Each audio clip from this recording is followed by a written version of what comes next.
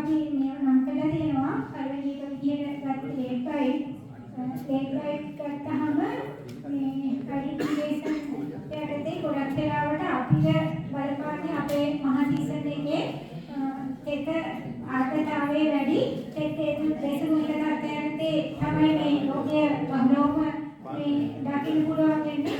ගොඩක් වෙලාවට ඒක පැලම් දකින්න පුළුවන් පත්වල මුළු සාධේ සියලු කොටස් වල රෝග ලක්ෂණ පෙන්වනවා. ඒක දේශගුණික තත්ත්වයන්තේ ගොඩක් සීක්‍රේට් හැදෙනවා මේ රෝගය.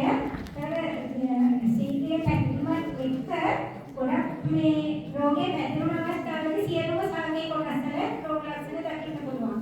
කඳේ පත්වල සහ මේ ටියුබ් වල එනවා පැටර්ස් ඒ වගේම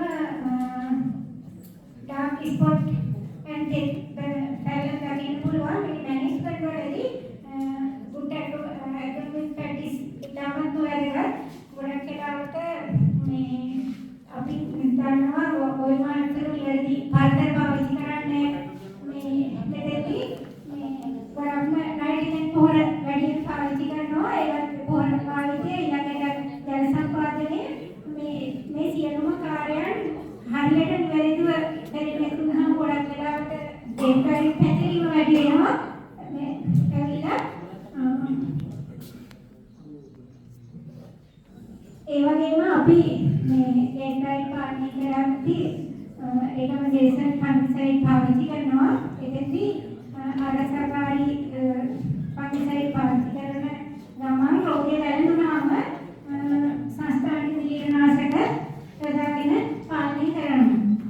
චැලෙන්ජස් විදියට ඇත්තටම අපිට රෙසිස්ටන්ට් වැරයිටි නෑ අපේ පාවිච්චි කරන ඒ වගේ ලෙඩ්බයිට් වලට.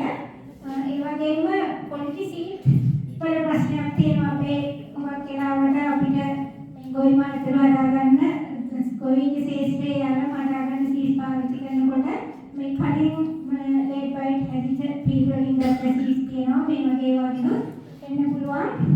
ඒ වගේම environment condition cannot control. ඒ කියන්නේ අපිට ගොඩක් වෙලාවට මේ ගියරි නිවේදිත ආර්ථිකය වැඩි දේශගුණික තත්ත්වවලදී මහගණයේ තමයි අපි අටපල් වගාවෙන් 100ට මේ වැඩි ප්‍රමාණයක් වගා කරන්නේ. ඒකෙන්දී ඊට නිෂ්පාදනයේ විශේෂයෙන් කරන මහගණයේ මොකද අපිට ලොකු අවයවයක් තමයි අපිට පාලගුණික තත්ත්ව පාලනය කිරීමේ හැකියාවක් නැහැ. අපේ මේ ඉඩම් වල ඊළඟට farm abuse.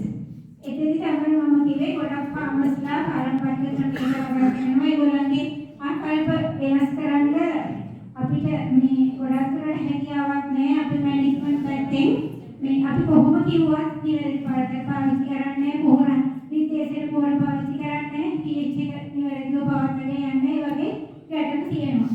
ඊළඟට රෝගයයි ඩයිට් ඇත්තටම ඩයිවම් වෙදර් තත්ත්වයකදී අපේ විශේෂයෙන්ම යාළ සීසන් එකේ තමයි දකින්න පුළුවන් වෙන්නේ රෝග ලක්ෂණ විදියට බ්‍රවුන් ෆ්ලැග් එනවා. ගොඩක් සාගේ මෝරපු පත්‍රවල කහ පාට වෙලා පත්‍ර දුඹුරු පාට වටේ දාරේ දුඹුරු පාට වෙලා කඩලා යන රෝග ලක්ෂණ තමයි දකින්න පුළුවන් වෙන්නේ. මෙතෙන්දී good economic practice ඕනේ ඊළඟට ෆන්ගිසයිඩ් පාවිච්චි කරන්න ඕන පාලනය කරන්න. මේකෙදි ඇත්තටම අර චැලෙන්ජස් මම ඉස්සෙල්ලා කියපු ටිකම තමයි බලපාන්නේ. ඊළඟ රෝගය බැක්ටීරියා විල්ට් එක. බැක්ටීරියා විල්ට් වලදී අපිට දකින්න පුළුවන් අඳුන ගන්න පුළුවන් ඉන්නේ ඇත්තටම සාකේ වැළවීමත් එක්ක තමයි රෝගය අඳුන ගන්න පුළුවන් ඉන්නේ. මෙතෙන්දී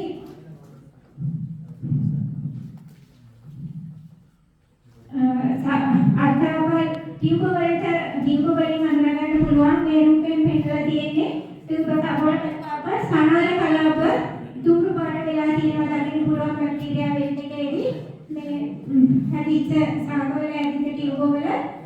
ඒ වගේම බැක්ටීරියා වෙල්ට් එක මැනේජ් කරද්දී ක්‍රොප් ප්‍රොඩක්ෂන් ඉතාමත් වැදගත්. අපේ මේ ගොඩක් වෙලාවට අපේ තියෙන ප්‍රශ්න මේ සොයිල් එක අපිට නැහැ. ඒ වගේම සොයිල් එකේදී pH එක වැඩගත් වෙනවා. pH එක ගොඩක් 5.5 6 වගේ අපේ pH එක පවත්වාගෙන යන්න මේ ඕන මෙතෙන්දී ඒ වගේම පොල්ටි සීඩ්ස් පාවිච්චි කරන්න ඕන. අපිට ඒකේ පොඩි ප්‍රශ්න අපිට හොඳ සීඩ්ස් නැහැ. ඒ වගේම good economic practice මෙතෙන්දී පාවිච්චි වෙන්න ඕනේ. බැක්ටීරියා වේල් එක පාලනය කරනකොට අපේ ඉඩම් වල අපි දැන් මේ ගොඩක් වෙලාවට අපේ භෝග රටාවත් එක්ක ගොල්ම අතුරුගේ ඉඩම් වල තියෙන්නේ ඇත්තටම සොරණේ සීමුලේ භෝග වගා කරනවා. ගොඩක් වෙලාවට එකට වගා වෙනවා. ඉතින් ඒ භෝග මාරු කර හුඟක් වෙලාවට අපේ ඉඩම් වල තියෙන්නේ අවුරුද්දට 93ක් වගා කරනවා. අනිත් භෝගත් එක්ක බහුතර ගොවි ඒ හින්දා ගොඩක්ම මේ බැක්ටීරියා වේල් එක පාලනය කරන්න අපිට හරිම අපහසුයි. ඒකම සීඩ්ස් රහත් බැක්ටීරියා වේල් එක එන එකත් ප්‍රශ්නයක්. අනිත් එක අපේ මේ ගොයම අතුරු වගාව වලදී අර good agriculture practice කියන පැත්ත fertilization ගොඩක් වෙලාවට පාවිච්චි වෙන්නේ නැහැ. ඇත්තටම පොහොර වැඩිපුර දාන්නත් එක්ක නිවැරදි පරතරේ තියාගන්නේ. ඒ වගේම කාබනික බෝර පාවිච්චි කරනවත් අඩු මට්ටමක අපේ තියෙන්නේ. ඉතින් හොඳට කාබනික බෝර දාලා නිවැරදි කාලෙදී වගේ අපි දන්නවා පස් කොටන එක පස් දාන එක හරිම අවස්ථාවේදී කරේ නැත්නම් අපිට මේ එකේදී රෝග ලක්ෂණ පෙන්වන්නේ හුඟක් වෙලාවට පස් දැම්මට පස්සේ කොයි මාතුරු ඔය පස් කොටන පස් දැම්මට පස්සේ උදේ එතෙන්දී වෙන්නේ පැහැදිලිවම දන්න දෙයක් තමයි අට්ටපල් සාගේ තියෙන දාවක